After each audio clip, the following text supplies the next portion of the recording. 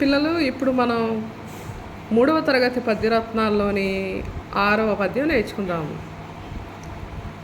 లావు గలవాని కంటెను భావింపగా నీతిపరుడే బలవంతుండవు, గ్రావం బంత గజంబును మావటి వాడెక్కినట్లు మహిళ సుమతి.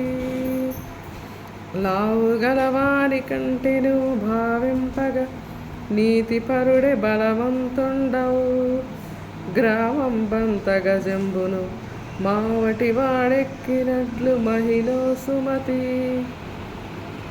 అంటే దీని భావం, ఓ సుమతి,